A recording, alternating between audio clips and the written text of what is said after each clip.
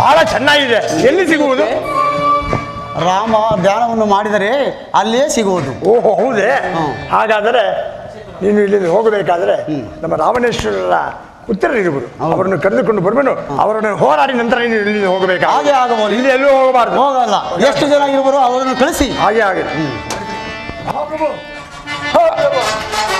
ಅಕ್ಷಯ ಕುಮಾರ್ ಯುವರಾಜ್ ಕಿ ಜೈಪರಾಜ್. ಪ್ರಭು, ಇವರೇ ಕೋಡಗ.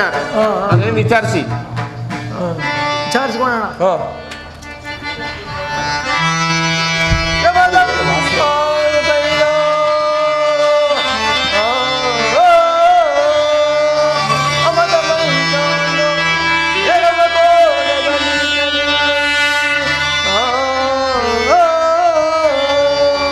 ನಮ್ಮ ಪ್ರಭು ಎಲ್ಲವೋ ಅಕರ ಇರ್ಲಿ ಇರ್ಲಿ. ಲೇ, ಇವನ್ ಯಾರು? ಇವರು ರಾವಣ ಸಾಹೇಬ್. ನಮ್ಮ ರಾವಣ ಸಾಹೇಬ್ ದ್ವಿತೀಯ ಪುತ್ರನಾದ ಅಕ್ಷಯ ಕುಮಾರರು. ಸಾಯಕ್ಕೆ ಯಾವುದೋ ಒಂದು ಅಕ್ಷಯ ಕುಲನೋ ಅಕ್ಷಯ ಕುಲನೋ ಹೋಗಿ.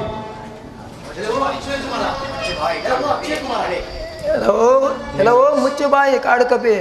ನಿನ್ನ ಅಟು ಸುಮ್ಮನಿದ್ದ ಮಾತ್ರಕ್ಕೆ ನಿನ್ನ ಅಟು ಬಲವಾಯಿತು. ಅಕ್ಷಯ ಕುಮಾರ, ನನ್ನ ಬಾಣೆಯನ್ನು ರುಚಿಯನ್ನು ನೋಡು. ಬಿಡಿ ಪ್ರಭು. ಕೆಲವೋ ಅಕ್ಷಯ ಕುಮಾರ, ಅರಮನೆಯ ಅಂಗಳದ ಮುಂದೆ ಆಟವಾಡಿಕೊಂಡಿರುವುದನ್ನು ಬಿಟ್ಟು ರಾಮದೂತನಾದ ನನ್ನಲ್ಲಿ ನಿನ್ನ ಆಟವು ಸಾಗದು. ಬಂದ ದಾರಿಯನ್ನು ಹಿಡಿದುಕೊಂಡು ಹೊರಟು ಹೋಗು. ಏನು ಆಶ್ಚರ್ಯ! ಎಂತಹ ಸೂರ್ಯನಾದರೂ ನನ್ನ ಬಾಣ ಒಂದೇ ಬಾಣಕ್ಕೆ ಹತನಾಗುತ್ತಾ ಇದ್ದೀರೋ. ಪ್ರಭು, ಮಲ್ಲ ಯುದ್ಧ ಮಾಡಿ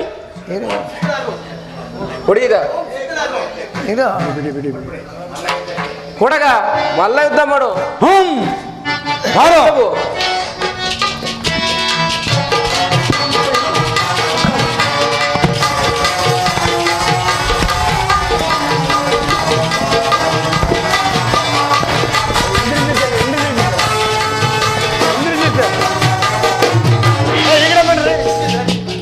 ಅಯ್ಯೋ, ಇನ್ನೊಬ್ಬರೇ ಮಕಟಾಶ ಇದೇ ನಾವು ಅವ್ರು ಎತ್ಕೊಂಡು ಹೋಗೋದೇ ಕೆಲಸ ಆಗೈತಲ್ಲೋ. ನಮ್ದು ಇದೇ ಗೋಳು. ನಡಿ. ಕೋಡೆಗ, ಇನ್ನು ಯಾರಿರೋ ಕರೆದುಕೊಂಡು ಬಂದಿರಿ. ಆತನನ್ನು ಸಂಬಂಧಿಸಿದ ಏನಾಯ್ತು?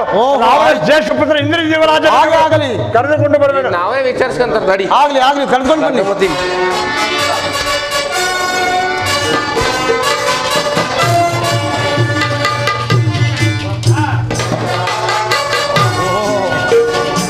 ಮುಚ್ಚ ಬಾಯಿ ಮದಂದ.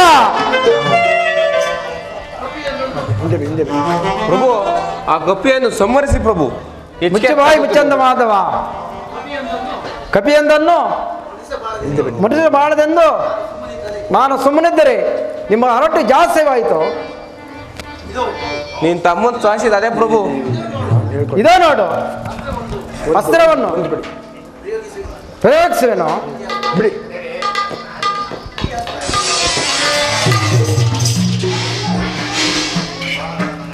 ನಿನ್ನ ಬಾಣಗಳು ನನಗೆ ತುಳುಕ ಸಮಾನ. ಏನಾಶ್ಚರ್ಯ ಇದು! ಇದು ಸಾಮಾನ್ಯ ಕಪಿಯಲ್ಲ. ಇದು ನನ್ನ ಬ್ರಹ್ಮಾಸ್ತ್ರವನ್ನೆಂದು ಬಂಧಿಸಿದನು. ಬ್ರಹ್ಮಾಸ್ತ್ರ, ಇಂದಾಸ್ತ್ರ ಅಲ್ಲ, ಬ್ರಹ್ಮಾಸ್ತ್ರ. ಪಿತಾಮಹನಿಗೆ ಕೊಟ್ಟ ಮಾತಿನಂತೆ ಬ್ರಹ್ಮಾಸ್ತ್ರ ಮುಗಿದಿಯು ಒಂದು ಮುಹೂರ್ತ ಕಾಲಕ್ಕೆ ಕಟ್ಟು ಬೀಳಲೇಬೇಕು. ಇರಲಿ.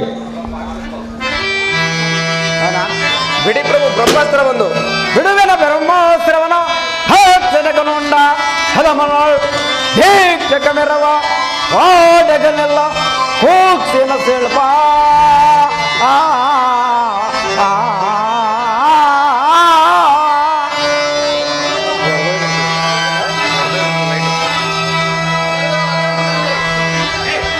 ಪ್ರಭು ಪ್ರಭು,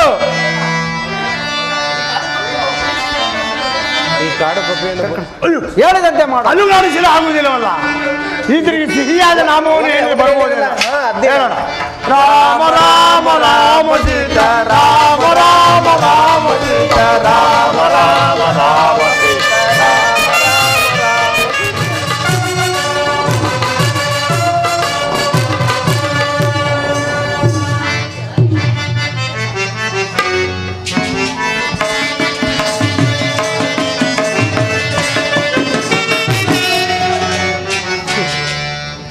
ಸುರರು ಎನಿಗೆ ಸಮರೆ ಓಡೈ ಸುರರು ಎನಿಗೆ ಸಮರೆ ಸುರರು ಎನಿಗೆ ಸಮರೆ ಸಮರೆ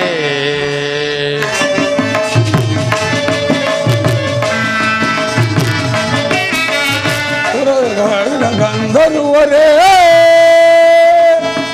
ಯಕ್ಷ ಗರುಡ ಗಂಧರ್ವರೇ ಸುರರು ಎನಿಗೆ ಸಮರೆ ಓಡೈ ಸುರರು ಎನಿಗೆ ಸಮರೆ ಸುರರು ಎನಿಗೆ ಸಮರೆ ಸಮರೆ ಅಗ್ರಜ ನಮೌಲಿಯ ಪರಮ ಪಡಿದ ಚಂದ್ರಮೌಳಿಯಂ ಪರವಂ ಪಡಿದ ಪ್ರಚಂಡ ವೀರಿಗೆ ಎದುರೇ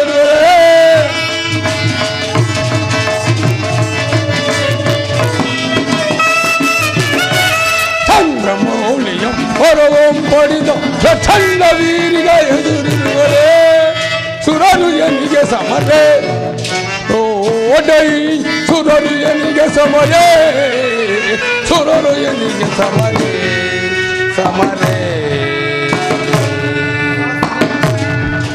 ಸಹಸ್ರಾರು ಸೈನಿಕರಿಂದ ಹೊರವೇರಿಸಲ್ಪಟ್ಟೆ ಈ ರಾವಣ ಸನ್ನಿಧಾನದಲ್ಲಿ ಒಂದು ಕಾಡು ಕಪಿಯನ್ನು ಸೆಳೆದು ಹೇಳಲು ಯಾರಿದನು ಸಾಧ್ಯವಿಲ್ಲವೇ ಸಾಧ್ಯವಿಲ್ಲವೇ ಜನಕ?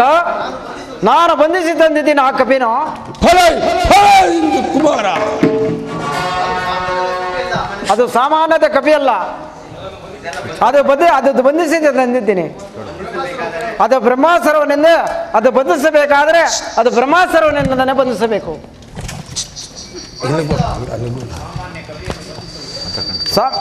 ಸಾಮಾನ್ಯ ಕಪಿ ಅಲ್ಲ ಅದು ಜನಕ. ಸಾಮಾನ್ಯ ಕಪಿಯನ್ನು ಬಂಧಿಸಲು ಬ್ರಹ್ಮಾಸ್ತ್ರವನ್ನು ಉಪಯೋಗಿಸಬೇಕಾಗುತ್ತದೆ.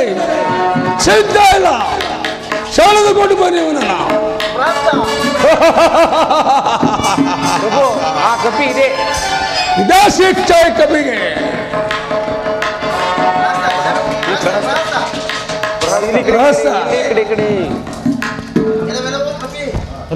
ಕಪಿ, ಯಾರು ನೀನು? ಅಕ್ಷಯದ ರಾಕ್ಷಸರು ಸಂಹರಿಸಲು ಕಾರಣವೇ? ನೀನೇನು ಸ್ವಾಮಿ ಕಾರ್ಯಕ್ಕಾಗಿ ಬಂದಿರಿಯೋ ಇಲ್ಲ ಸಹಕಾರ್ಯಕ್ಕಾಗಿ ಬಂದಿರಿಯೋ? ಸನ್ನಿಧಾನದಲ್ಲಿ ಮಗಳು ಭಲೆ ಭಲೆ ಪ್ರಹಸ ನೀನಾರ ಬರು ವಿಚಾರಿಪೇ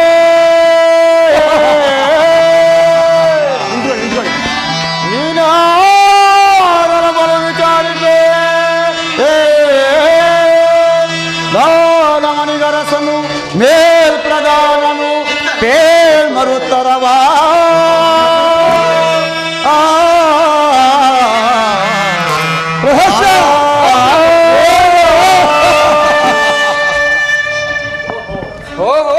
ನನ್ನನ್ನೇ ಯಾರೆಂದು ಕೇಳುತ್ತಿರುವೆಯಾ?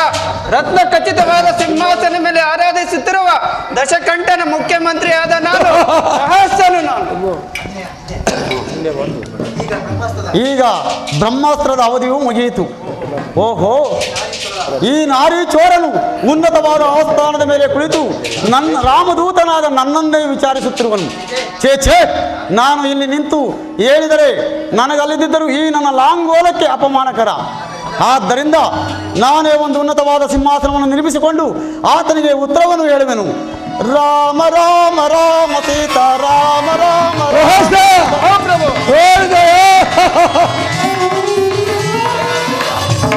ಏನು ಆಶ್ಚರ್ಯ!